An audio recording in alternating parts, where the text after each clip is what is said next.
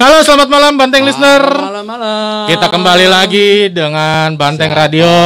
Ya. Dengan kita Gerbong, gua Gary. Dan gua Jimbo. Masih pada kan semuanya? Masih pada ingat kan semua ya. Pasti, kita selama ini nggak on air Ya. karena ada sedikit banyak kegiatan Dan full jadwal ya. dan full jadwal. Nah, ini baru sempat lagi, jadi akhirnya kita datang lagi nih menemui Banteng listener nih, ya Bang Jimong ya. Udah sekitar hampir 2 bulan ada ya? 2 bulan kita Iya, nggak 2 bulan ada. tayang ya. Bung Geri, dengan adanya COVID-19 ini kita tetap pakai masker ya. Betul. Dan jarak kita Udah 1 meter. wah, Kita memenuhi panjang protap nih. kesehatan. Iya. Ya. Kita tetap taat peraturan. Nah, Bang Jimbong, ngomong-ngomong nih Bang Jimbong. Kita kan kemarin ini nih banyak kegiatan-kegiatan nih. Betul. Mungkin Bang Jimbong bisa jelasin sedikit nih kepada Banteng listener nih. Apa aja sih kegiatan-kegiatan yang dilakukan? Ya, Bung Geri, kayaknya kalau begini kita udah protap nih. Agak susah juga ya kita ngomong ya. Pas agak pengap ya guys ya. Kalau kita ngomong Kita buka dulu ya sebentar ya. Sebentar ya. Bukannya kita melanggar protap kesehatan. Biar kita ngomongnya juga ngap. Nah, jadi tetap bahwa protokol kesehatan pencegahan COVID-19 tetap harus kita jalankan. Betul. Nah, sekarang kita juga sudah menjalankan protap kesehatan. Menjawab pertanyaan Bung Geri tadi, kenapa sih kita nggak tayang-tayang? Pertama nih Bung Geri nih. Iya, apa tuh? Kegiatan kita kemarin itu ada yang namanya kegiatan Badiklatda. Apaan sih itu Badiklatda? Badiklatda itu adalah Badan Pendidikan dan Pelatihan Daerah. Oke. Itu adanya di DPD PDI Perjuangan. PDI Perjuangan. Oke, untuk tingkatan DKI Jakarta berarti Betul. ya. Jadi di mana di situ teman-teman itu dikumpulkan, yaitu para pengurus anak cabang. Oke. Yang kita singkat adalah PAC, pengurus anak cabang. Ya. Di mana teman-teman PAC ini adalah ujung tombak kita juga di tiap wilayah. Betul. Jakarta Pusat, Jakarta khususnya itu ada sekitar 44 kecamatan. Iya. Nah, mereka berkumpul di suatu tempat dan kita berikan materi-materi khususnya di bidang organisasi. Pembekalan berarti ya? Betul. Bagaimana mereka nanti bisa bergerak dan berjuang bersama rakyat untuk memenangkan partai kita di 2024. Oke, jadi biar satu derap langkah ya. Derap langkah dalam satu rampak barisan. Betul. Selain Badilakda, kita juga sedang mengadakan lomba nyanyi. paduan suara. Lomba paduan suara. Lomba paduan suara. Ini jarang-jarang loh guys kita lakukan. Baru kali ini nih kita jalan. Lomba paduan suara lo kebayang? Wah. Latihan mereka sampai kagak malam. Sampai kagak tidur tiap malam ya. Itu keringet segede Betul. jagung semuanya. Dan ada peserta yang paling seru nih Bung Geri, gue mau Apa tuh? cerita. Apa? Jadi ada di satu kecamatan, begitu mereka selesai melakukan paduan suara, itu langsung lembes jatuh. Akhirnya beban gue selesai. Lega gitu ya. Udah nggak ada beban lagi. Tapi emang bener sih. Karena kan gue juga ikut kan ya. Ikut juga ya? Gue ikut juga. Jadi kalau pas kita lagi latihan itu kayaknya enak aja gitu kalau misalnya nyanyi. Tapi pas udah di panggung terus kita mau nyanyi, kayaknya gue gimana gitu. Berarti nggak satu orang aja yang melakukan merasakan hal yang gitu ya. sama gitu. Nah, jadi yang kita sarankan buat teman-teman dan informasi juga Bung Geri bahwa setelah kemarin babak penyisihan itu nanti ada perubahan ya. Kemarin kan jadwalnya itu hari Jumat teman-teman. Iya. Nah, kita dapat informasi lagi perubahannya itu dilaksanakan di hari Sabtunya. Itu semifinalnya berarti ya. Semifinal. 14. Oh, Jumat. Jadinya tetap Jumat ya. Oke. Oh, tetap Jumat. Ternyata info update-nya nih tidak ada lagi ya. Iya. Nah, untuk lebih pastinya lagi memang nanti akan diberitahukan atau diinformasikan oleh tim kesekretariatan dan tim paduan suara. Betul. Nah, kembali lagi Bung Geri. Ya. Setelah tadi kita menyampaikan apa saja kegiatan kita yang kita laksanakan sehingga kita tidak bisa tayang selama beberapa bulan. Sekarang topik yang paling seru apa nih Bung Geri? Nah, jadi guys, Banteng listener, ya. Untuk malam hari ini kita mengangkat walaupun cuma 2 topik, tetapi ini yang memang sangat-sangat lagi booming juga nih di masyarakat booming saat ini. Lagi brem. Nah, lagi happening lah bahasa kerennya. Apaan tuh Bung Geri? Yang pertama itu mengenai masalah sepeda masuk tol. Sepeda masuk tol. Itu gimana tuh maksudnya tuh? Itu dia, sepeda masuk tol. Sepeda masuk tol berarti keren juga ya. Jangan-jangan itu tolnya juga apa ada jalur khusus buat sepeda di jalan tol. Kalau misalkan sampai ada jalur khusus lagi, berarti pemborosan biaya lagi dong. Dan bukan itu yang dicari. Ya enggak sih. Daripada ngabisin biaya. Gua kebayang ya, sepeda motor aja, sepeda motor yang pakai mesin itu kan dilarang. Iya. Nah, sekarang ada kebijakan sepeda masuk tol. Sepeda apaan tuh? Walaupun bukan sepeda-sepeda biasa ya, Banteng listener, itu adalah sepeda yang diajukan itu adalah tipenya road bike. Road bike. Jadi road itu jalan. Bike itu sepeda jalan. Jadi road bike itu mungkin kayak semi balap mungkin ya. Semi balap. Nah, itu yang diajukan oleh gubernur kita untuk bisa masuk ke jalan tol. Sedang diajukan walaupun mungkin sekarang bisa dibilang masih uji coba ya. Jadi pada saat Car Free Day hari Minggu jam 6 pagi sampai dengan jam 9 pagi. Jam 6 pagi sampai jam 9 pagi itu hari Minggu ya. Hari Minggu. Nah, ini sepeda udah bisa masuk jalan tol. Cuman kalau masuk jalan tol, kebayang nggak sih sepeda motor aja, kayak contoh ada salah satu merek, kita sebut merek A lah ya, yang cc-nya gede, itu bisa 1000 cc ataupun setara dengan mobil pun itu tidak boleh masuk jalan tol karena ada undang-undangnya ya. Karena ada undang-undangnya dan itu juga membahayakan gitu. Nggak kebayang kalau misalkan sepeda itu masuk tol, kan tol itu di atas ya. Angin gede tiba-tiba terus dia oleng atau misalkan jatuh dari belakang, ada kendaraan dalam keadaan cepat 80 km per jam atau 100 km. Karena belum ada jalurnya ya. Artinya kan di sini kita mencoba mensikapi, bukannya kita tidak setuju dengan kebijakan, tapi setiap kebijakan itu ada yang namanya melihat aturan-aturan dasar. Betul. Terus kemudian juga keselamatan. Betul. Itu yang paling utama tuh. Ya. Paling utama. Artinya kalau Bung Geri menyikapi masalah keselamatan, artinya sepeda yang masuk ke dalam tol itu belum ditinjau dari segi keselamatan. Betul. Gitu maksudnya Bung Geri ya. Jadi inilah alasan Jadi salah satu alasan Pemprov mengajukan bahwa sepeda road bike ini bisa masuk ke jalan tol karena katanya kalau di jalan-jalan biasa itu membahayakan bagi pesepeda-sepeda lainnya karena road bike ini yang dikhususkan untuk bisa melaju kencang.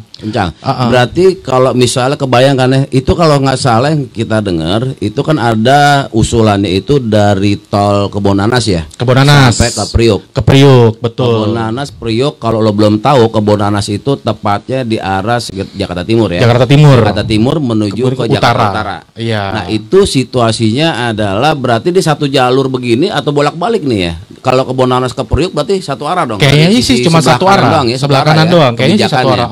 Nah, berarti kita naik ke atas, terus kita jalan bersepeda ke Tanjung Priuk. Atau jangan-jangan pada mau ke Ancol kali ya. Bisa jadi sih. Jadi jalur pintas mau ke Ancol. Betul, kayaknya. Tapi kayaknya itu bukan maknanya bersepeda jadinya ya. Jadi sebetulnya yang mau kita sikapin, apa sih sebetulnya makna dan tujuan daripada kebijakan ini? Iya, kalau kita melihat dari segi keamanan, berarti si pengendara sepeda itu kan juga harus lihat nih ya. Karena rutenya beda nih. Berarti di situ apakah kendaraan lain juga boleh masuk atau ditutup? Nah, ini yang masih belum tahu nih. Apakah kendaraan lain masih bisa lewat atau tidak?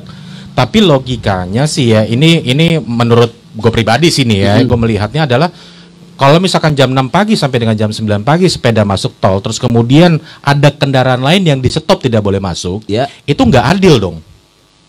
Nggak adil kayak gimana? Nggak adil gini, kita kan bayar pajak, kita berhak untuk menggunakan jalan raya. Baik maupun jalan tol kita bisa pakai. Nah, kalau misalkan jam 6 sampai jam 9 pagi ditutup, berarti pengendara kendaraan lain nggak boleh masuk dong. Nggak boleh masuk dalam tol. Dan itu tidak adil kalau menurut ditutup, ya. Gitu. Kalau misalkan dikhususkan hanya untuk pesepeda aja gitu. Itu sih kalau menurut gua sih ya, tapi nggak tahu deh. Terlepas dari polemik apakah sepeda itu boleh atau tidak. Berarti tadi pertama nih Bung Geri kasih masukan bahwa kalau seandainya kebijakan ini diberlakukan, artinya sepeda diberikan jalur khusus pada pukul jam 6 sampai jam 9, itu khusus sepeda yang tadi sebut nama road bike. Betul, road bike. Nah, artinya selama jam dari pukul 6 pagi sampai jam 9 pagi yang hari Minggu, dari Kebonanas sampai Tanjung Priuk, kendaraan lain tidak boleh lewat dulu. Iya. Jadi artinya khusus buat mereka dulu nih.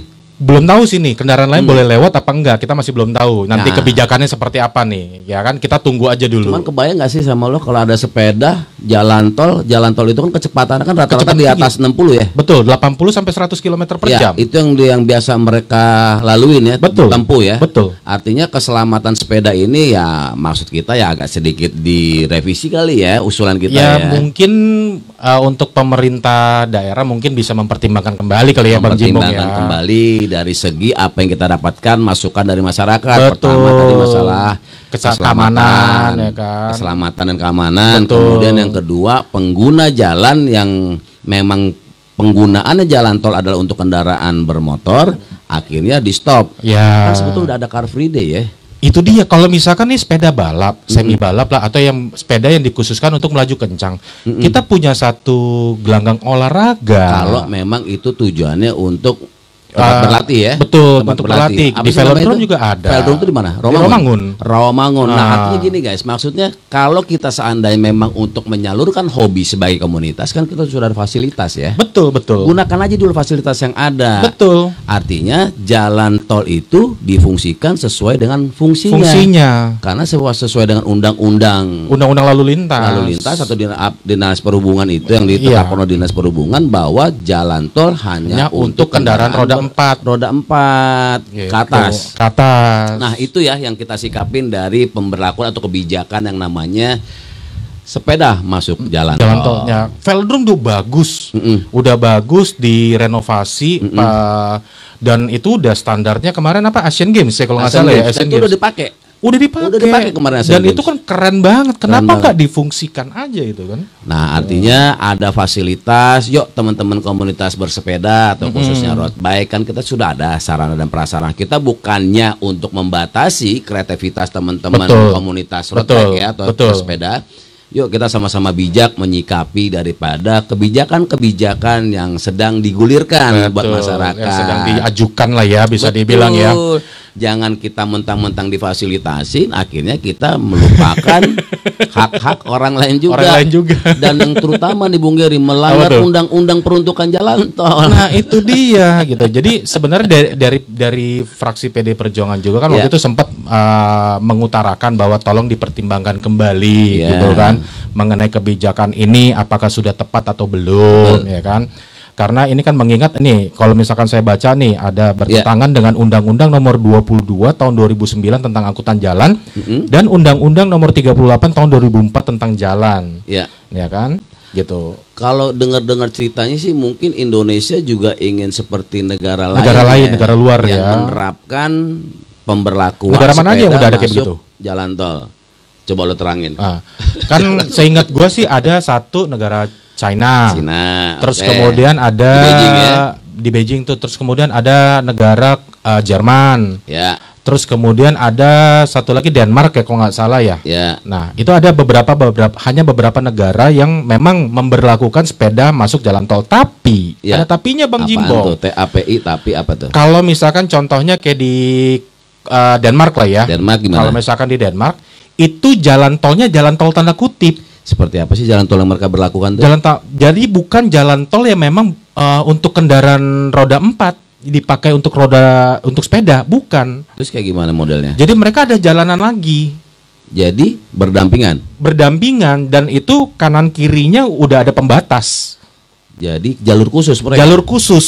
Itu di Denmark. Setahu gue ya. Formatnya itu gimana tuh? Sepedanya jalurnya di tengah begini, terus kemudian mobil di kanan dan kirinya, atau sepeda di kiri? Sepeda di kiri.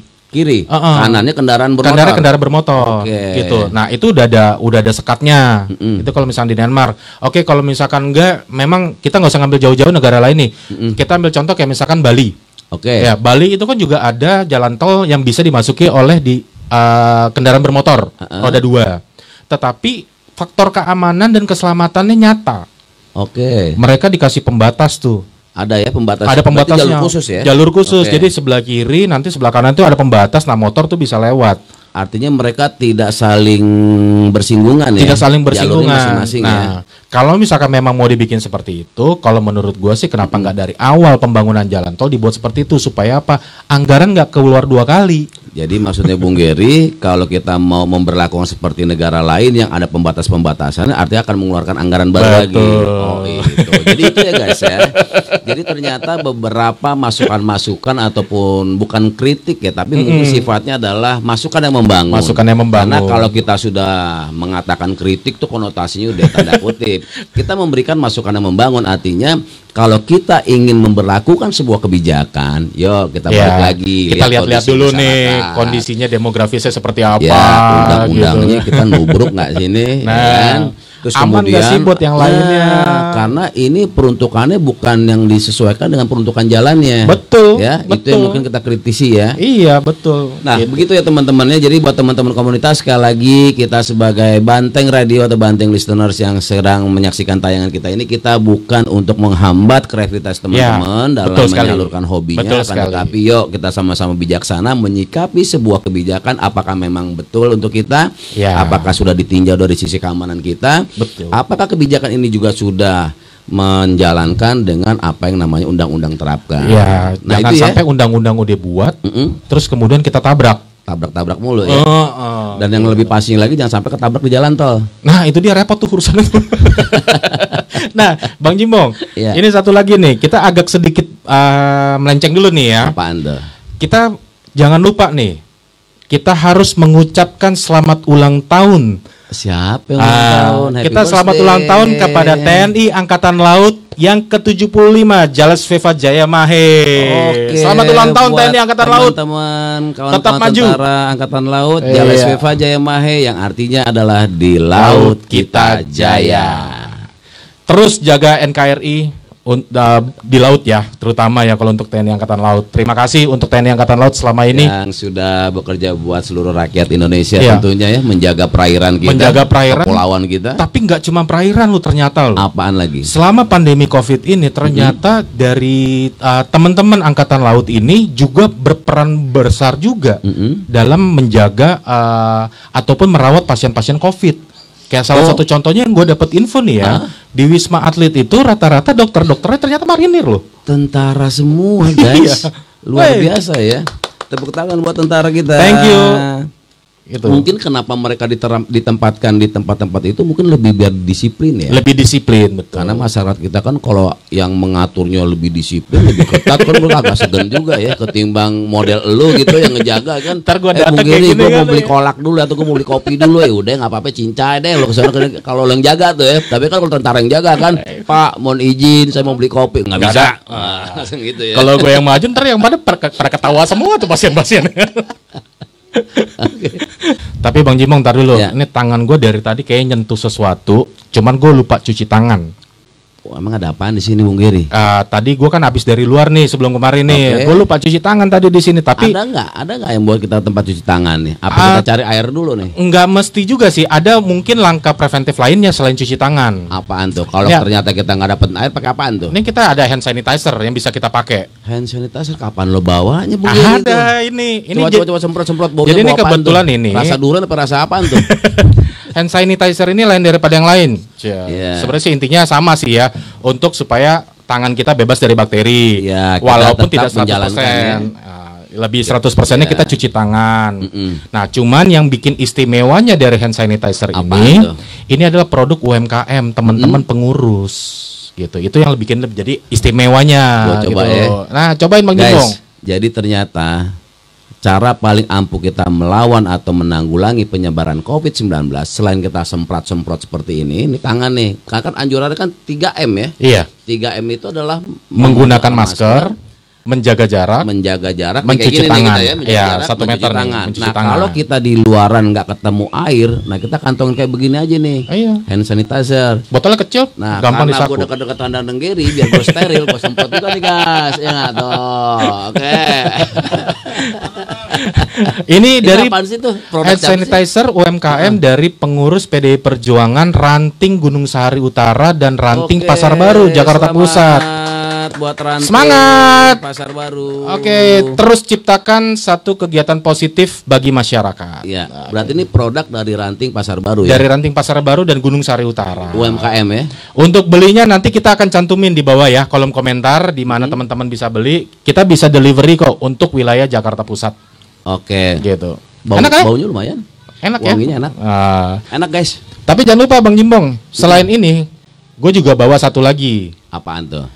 Ini gue tahu nih. Di depan kita banyak banget ini apa aja nih itu Bung dia. Gary ini. Gue tahu, lu harus lihat dong body gua. Iya. Ya, kalau udah bicara body gua, itu berarti kita berbicaranya input ke dalamnya harus sesuai.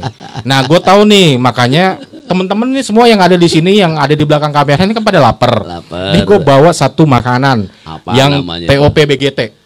Namanya apa? Namanya gudeg asoy. Gudeg asoy. Jadi lu nggak perlu ke Jogja untuk ngerasain gudegnya. Di sini pun ada, enak. Iya sih, tadi gue udah nyicipin. Tadi gue pikir gue takut juga tadi. Gue makan tuh tempenya. Gue keren tempe saya gue main makan aja. Udah dipoto belum nih? Gitu. Udah ditempel lagi belum tuh tempenya? Tempel lagi. Nah teman-teman, ini juga salah satu dari produk UMKM juga. UMKM. Jadi tugas kita selain kita tayangan Banteng Radio, kita juga mempromosikan atau memperkenalkan produk-produk yang dihasilkan oleh masyarakat kita. Dan tentunya juga dari teman-teman atau anggota pengurus kita. Apapun produk-produk teman-teman yang ingin ditayangkan atau disiarkan di Banteng Radio, yuk monggo kita langsung klik aja atau kontak langsung, kirim kolom di komentarnya untuk bagi kalian-kalian yang ingin ditayangkan produk-produk kalian, dan kita akan tetap promosikan. Kita gak akan komersil ya? Enggak. Kita akan komersil dan tidak dipungut biaya. Semua gratis.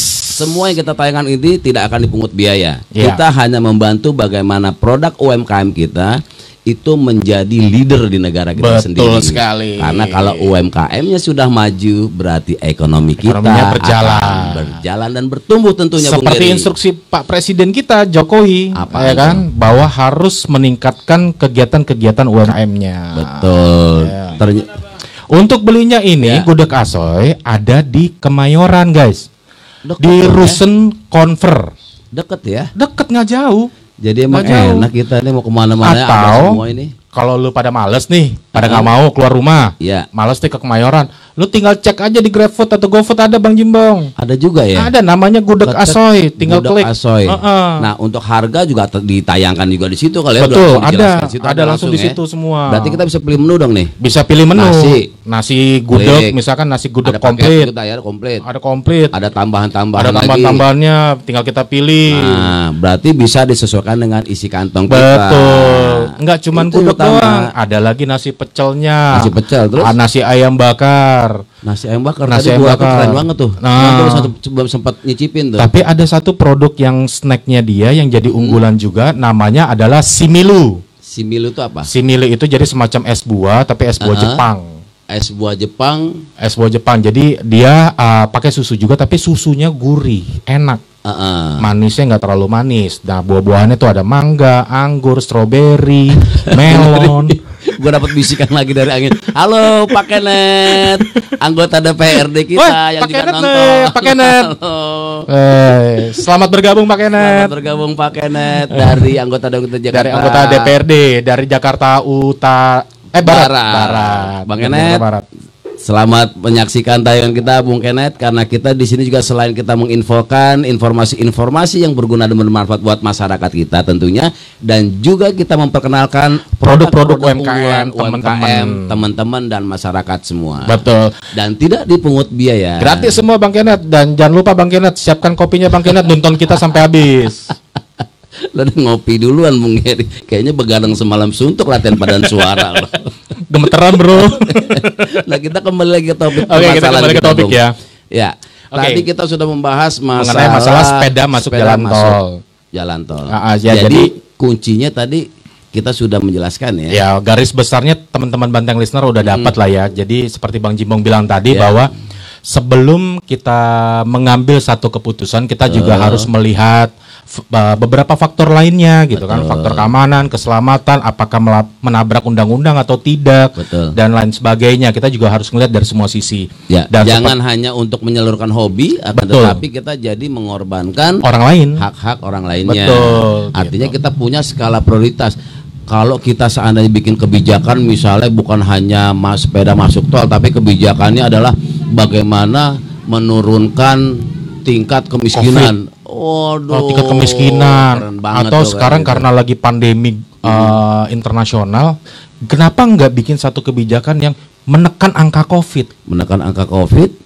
Ya kan, memajukan bisnis masyarakat, usaha masyarakat, tapi tetap menjalankan protokol kesehatan. Betul. Dan produknya terus berkembang, bergulir, ada masukan dari buat masyarakat. Nah, itu tepat banget tuh Bung Eri. Ini kita akan bahas di sesi kedua yang akan kita bahas nih sekarang. Ya. Jadi yang lagi hot juga sekarang ini kan belum lama ini ada terdengar bahwa katanya nih akan diberlakukan ganjil genap untuk motor. Gage untuk motor. Bukan gagu ya. Bukan gagu. Ya. Ya. Terus? Nah, itu sempat panik lah masyarakat. Ganjil genap untuk kendaraan roda 2 motor ya. Motor. Okay. Nah, kan sempat panik nih masyarakat.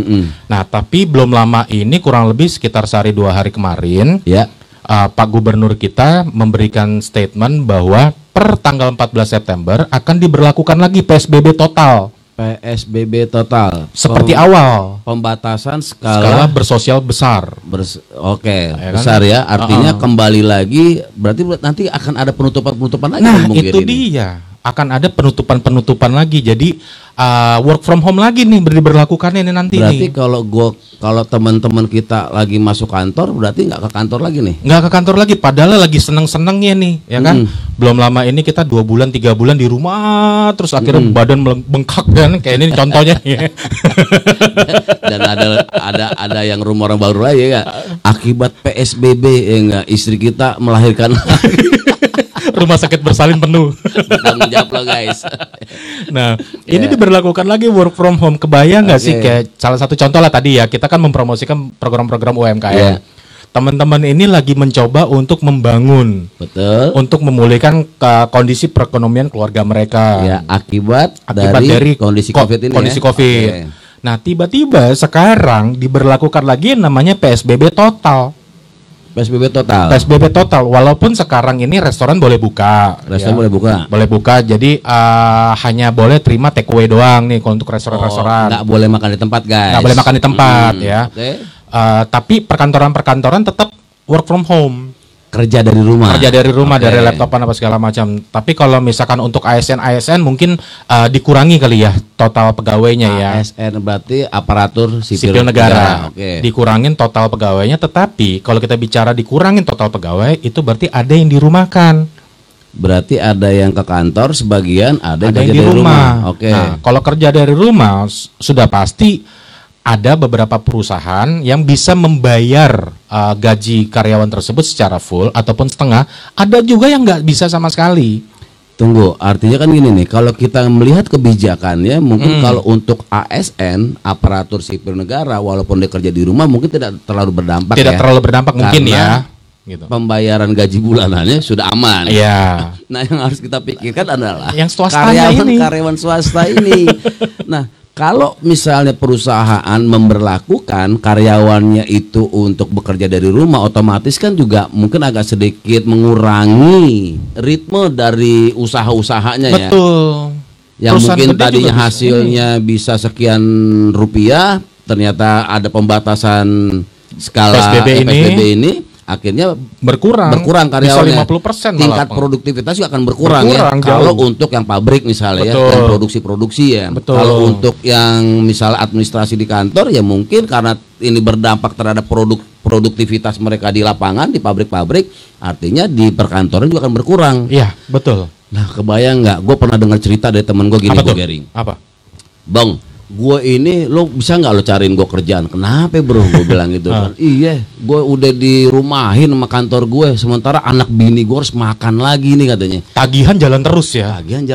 Nah, artinya gini loh. Kalau kita membuatkan kebijakan, kita juga harus melihat nih jeritan-jeritan masyarakat di bawah. Artinya kebijakan itu boleh untuk mengantisipasi penyebaran COVID-19. Betul. Akan tetapi dampak dari kebijakan kita ini apakah memang tidak berdampak luas lagi buat bagi yang lain nih? Iya, betul. Nah, kalau orang bilang misalnya, ini yang berdampak adalah yang menengah ke bawah, belum tentu juga produksi dibatasin lagi. Akhirnya apa berdampaknya adalah pengurangan pemasukan atau income bagi perusahaan-perusahaan baik itu menengah ke bawah ataupun menengah ke atas. Ini dampaknya. Betul.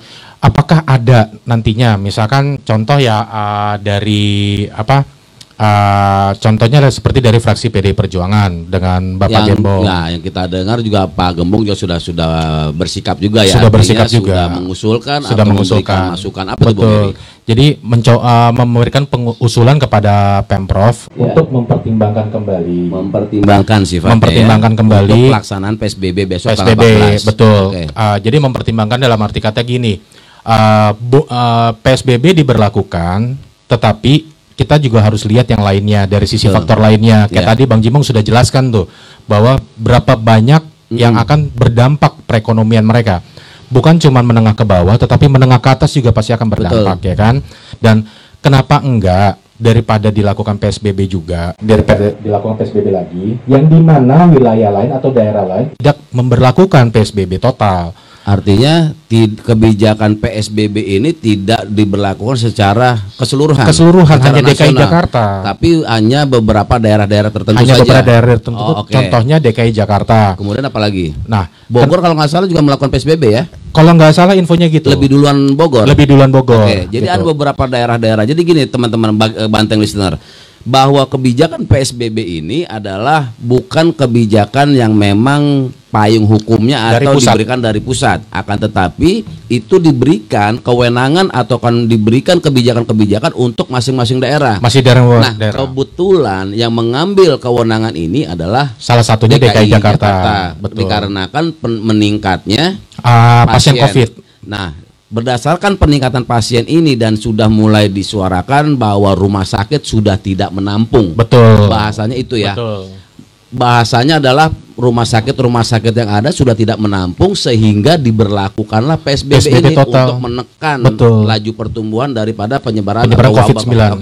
Nah, kalau misalkan menurut gue nih Bang Jimbong ya, ini menurut gue, kenapa enggak PSBB kita jangan diberlakukan, tetapi pengontrolan protap kesehatan di masyarakat lebih dikuatin lagi. Nah, artinya apa tuh Bung Geri? Jadi misalkan contoh nih, kita memiliki Satpol PP yang mengawal peraturan-peraturan daerah. Kenapa enggak lebih diperkuat lagi dari Satpol PP turun ke wilayah-wilayah, mungkin didampingi oleh aparat kepolisian untuk memberikan sanksi yang sangat tegas kepada masyarakat yang melanggar protap kesehatan. Protap kesehatan tadi yang 3M tadi yang 3M tadi ya kan. Jadi kalau misalkan ketemu masyarakat tidak menggunakan masker, bukan hanya sekedar sanksi sosial mereka menyapu. Kalau menurut gua sih itu nggak tepat ya. Apa yang tepat? Gitu. Kalau buat lo kayaknya yang tepat adalah suruh push up nih Bung Geri ya.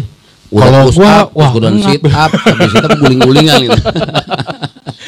Jadi kalau itu menurut lo ya, gitu. Kalau gue sih ngeliatnya seperti ini, memang betul bahwa penguatan protokol kesehatan. Jadi kalau kita lihat dampak dari kenaikan pasien-pasien yang bertambah di rumah sakit, ini akibat kesalahan kita juga, Banteng listener. Kenapa kita bilang kesalahan kita juga? Ini yang harus kita waspadai, bahwa kan pemerintah juga sudah menyebutkan bahwa virus COVID-19 ini tidak bisa dihilangkan. Belum bisa dihilangkan, belum ditemukan vaksin yang pas untuk memberantas atau mematikan virus-virus ini. Yang bisa kita lakukan adalah tadi, pertama yang kita lakukan yang 3M tadi. Tetap kita menggunakan masker, menjaga jarak, mencuci tangan. Nah, penyumbang terbesar daripada penyebaran virus ini adalah kita melanggar protokol kesehatan tersebut, menyepelekan ya, gitu. Misalnya contoh nih, gue cuman ke sebelah doang, gue cuman belanja ke pasar doang, gitu kan. Ngapain sih gue pakai masker? Pulang nggak cuci tangan, udah nggak pakai masker, kita belanja ke pasar, megang-megang ikan, megang-megang sayur, megang-megang mbaknya, bukan ya? Itu bahaya kalau yang itu tuh. Bisa digebuk kita sama bini kita. Nah, akibat kita megang-megang, karena kan yang namanya penyebaran virus COVID itu kan kita sama-sama tahu ya, bahwa virus itu bersembunyi di lapisan yang tadi kita bilang kayak semacam lendir gitu ya. Nah, untuk mematikan memecah virus yang bersembunyi di yang tadi kita bisa kategorikan dengan lendir tadi itu ya dengan cara sabun tadi. Cuci tangan. Nah, kadang-kadang kan kita kalau ngomong bicara dengan orang, dia tuh akan muncrat tuh, terus gitu ya. Ya, itu air liurnya tuh. Gua harus jaga jarak sama lo nih. Lo ngecus juga nggak sama gue nih, kan? Nah, jadi penyebarannya dengan tadi percikan air liur. Iya, percikan air liur. Sehingga kenapa kita harus menggunakan masker? Itu tujuannya dari masker. Artinya apa? Supaya menghindari percikan dari air liur kita menggunakan masker. Nah kemudian penjagaan kedua, kita biasa megang nih, ada mungkin tetangga kita orang-orang yang di pasar kadang-kadang lupa pakai masker, terus kemudian dia bicara dengan penjual terus mengotori dengan tadi air percikan air ludah tadi, kita megang-megang, di situlah kita kena dari tangan. Betul. Nah makanya diminta kita ada dengan mencuci tangan. Selain jaga jarak tadi ya. Virus daripada COVID-19 ini kan bukan hanya melalui mulut ataupun hidung nih Bang Jimbo, ada juga melalui kan mata. Memang kita bisa ngambil contoh dari negara-negara yang sudah bisa menanggulangi COVID-19. Salah satu contoh China lah ya. Itu sangat ketat melakukan protokol kesehatannya mereka. Bahkan mereka keluar pun menggunakan namanya face shield. Jadi selain menggunakan masker dia pakai pelapis luar lagi ya. Betul, karena kenapa? Kayak contoh gini nih, kita lagi ngobrol. Air liur kita, percikan air liur itu nggak cuman masuk melalui mulut ataupun hidung, tetapi kan bisa melalui kena mata. Oke. Nah, virus itu bisa masuk juga. Cuman hidung, cuma ini. Hidung dengan mulut, mata nggak ketutup ya. Nah itu mungkin juga bisa dilakukan gitu, tapi mungkin kalau penggunaan face shield itu lebih kepada apabila kita lagi berinteraksi kepada seseorang dengan waktu yang lama dalam waktu yang lama. Tapi kalau misalkan nggak berinteraksi cuman sendirian ya nggak perlu juga pakai face shield. Tetapi yang paling penting adalah kalau menurut gua kembalian tadi nih, kenapa kalau misalkan PSBB diberlakukan protap kesehatannya kita longgar, percuma. Ya, artinya apa? Kebijakannya diberlakukan, namun kenyataan di lapangannya, penerapan sanksi di lapangannya nggak ada ya. Nggak ada. Kan kemarin sempat ya, begitu dilakukan PSBB ada pos penjagaan tuh ya. Betul. Pos penjagaan di sini, di sini, dan pos penjagaannya juga kan dilakukan juga nggak 24 jam ya. Gimana lo kebayang nggak kalau jagain masyarakat 24 jam loh? Nah itu sih memang kita sih nggak bisa menjaga masyarakat selama 24 jam. Itulah makanya dibutuhkan kesadaran tinggi dari masyarakat. Banteng listener gitu. Maksudnya kita di sini kita bukannya menolak ataupun kita tidak setuju dengan kebijakan PSBB ini, akan tetapi lebih pada program-program bagaimana menyadarkan masyarakat kita untuk taat dan patuh terhadap tadi protokol kesehatan tadi. Misalnya contoh kalau gue bisa bayangin nih, kita kan punya yang namanya Satpol PP. Selain Satpol PP kita ada namanya Babinsa di wilayah. Coba kita gunakan juga dengan cara preventif atau persuasif. Tapi kan juga kadang-kadang mereka bilang, gimana bos kita mau preventif atau persuasif? Gua mau ngasih tahu pakai masker galak mereka. Nah itu ya Banteng listener, kita jangan galak-galak dengan aparatur kita juga. Artinya kalau kita ditegur itu maksudnya adalah kita diingatkan. Mereka juga sayang sama kita, artinya kita diingatkan. Terus juga karena kalau kita tidak kena dampak, kan kita juga tidak bisa menularkan yang lain. Artinya kan memperkecil dan mempersempit dari penyebaran.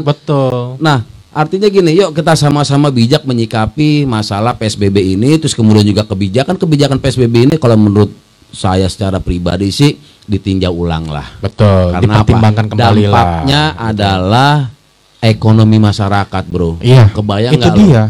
Temen gue kerja di kantor udah nggak sanggup untuk biayain karyawannya, diakibatkan karena nggak bisa jualan. Kalau di restoran contohnya karyawannya kan pasti akan dirumahkan tuh sebagian, karena tadi nggak boleh makan di tempat. Kalau dia nggak boleh makan di tempat berarti kan berkurang tuh tenaga kerjanya. Karena cuma dibawa pulang. Nggak ada yang nyuci piring, kagak ada yang beres-beres. Akhirnya tenaganya lebih sedikit.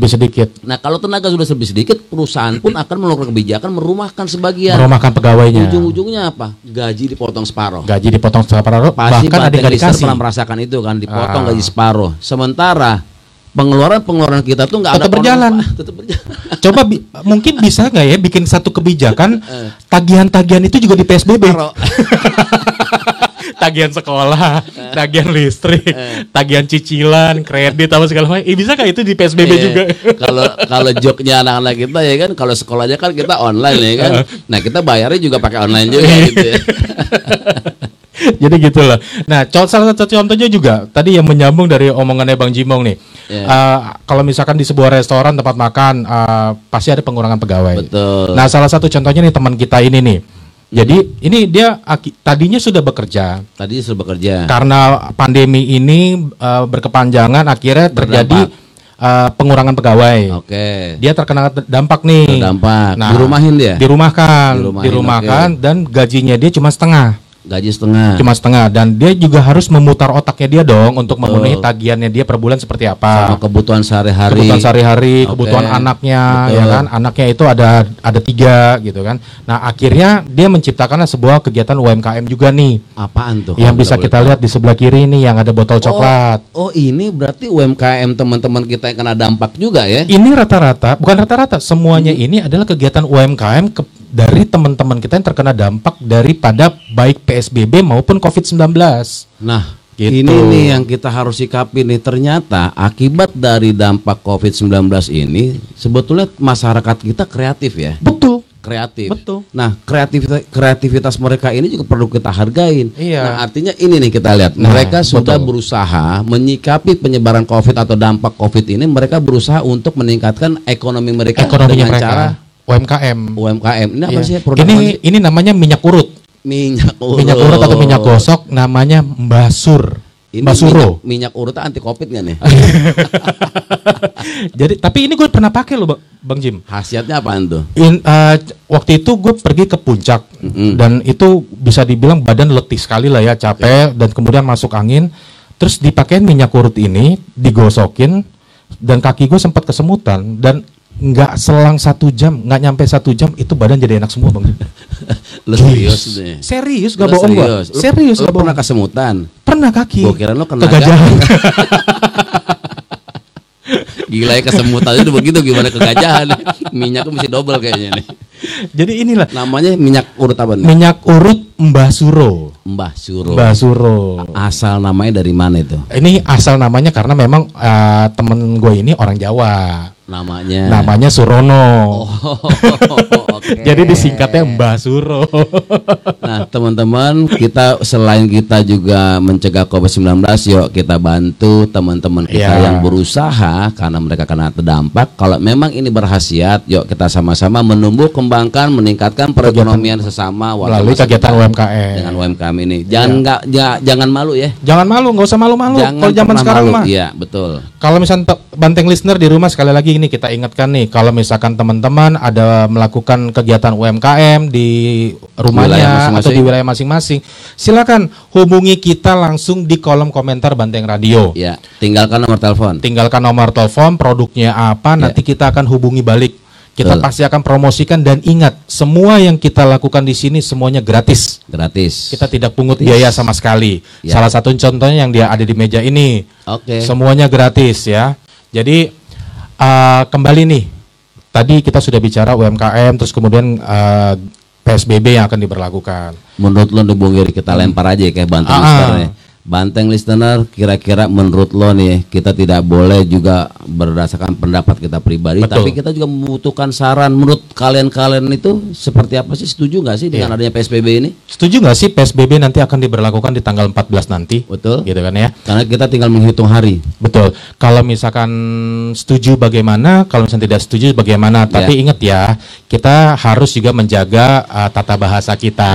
Gitu tidak boleh asal jeplak kalau orang kita bilang. Tinggalkan langsung di kolom komentar di live kita sekarang ini. Nanti kita akan bahas bersama di kolom chat tersebut. Oke.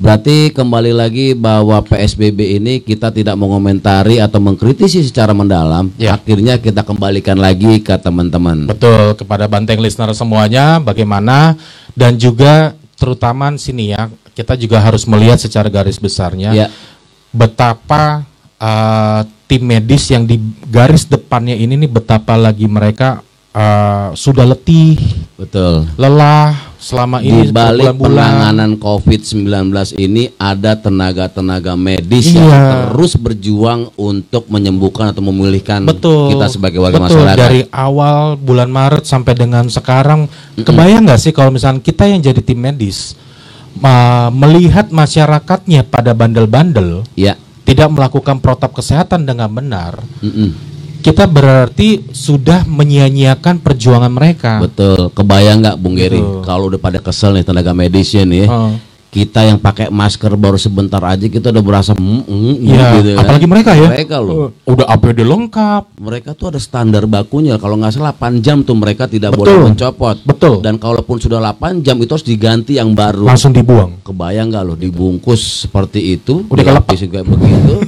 selama 8 jam. 8 jam. Mereka mau istirahat juga nggak boleh melepas. Bahkan buang air kecil pun susah loh mereka. Ada pampersnya kali ya. Kayaknya sih.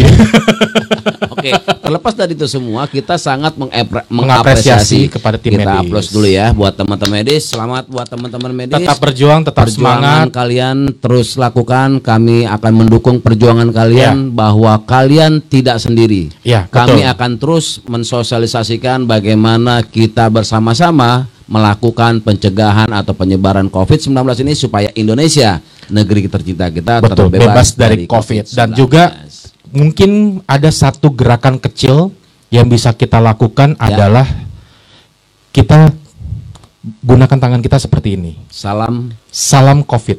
Ini berarti menandakan kita stop COVID. Oke. Gitu. Jadi mungkin kita bisa nih lakukan gerakan ini di masyarakat. Ya. Kita lakukan gerakan tangan kita seperti ini. Ini menandakan bahwa kita mendukung gerakan stop COVID. Betul. Gitu. Nah, kembali lagi tadi dengan kebijakan ganjil genap tadi, sebelum kita mengakhiri acara kita. Ya. Kebijakan ganjil genap itu salah satunya adalah bagaimana masyarakat kita tidak berkerumun karena ada dampak ketika kendaraan bermotor sering berhadapan atau di dalam lampu merah, itu kan mereka berdekatan. Betul. Nah, itu sebetulnya kebijakan ganjil genap itu adalah salah satu cara untuk mengurangi penyebaran. Namun daripada itu semua, teman-teman, yuk kita sekali lagi jalankan protokol kesehatan. Bersikap dewasa dalam menyikapi kebijakan PSBB kita ini supaya kebijakan PSBB ini tetap ada hak keadilan buat warga masyarakat, keadilan dalam berusaha, keadilan dalam hidup, dan tentunya kebijakan itu semata-mata hanya untuk melindungi kita sebagai masyarakat, warga masyarakat. Tetap jaga protokol kesehatan dengan menggunakan 3M. masker. Apa saja? Menggunakan masker, menjaga jarak, mencuci tangan. Dan sebelum kita closing pada malam hari ini, teman-teman, tanggal 14 jika diberlakukan pembatasan sosial berskala besar, jaga kesehatan. Kalau tidak perlu untuk keluar rumah, tetap di dalam rumah. Kalau memang seandainya kita harus tetap bekerja, bekerjalah tetap menggunakan protokol kesehatan. Sayangi keluarga kita. Oke? Masih bersama kita di sini. Kita Gerbong, gua Gary dan gue Jimbo. Sampai ketemu di lain waktu ya, guys. Siap. Cuci tangan dulu setelah kita siaran. Terus.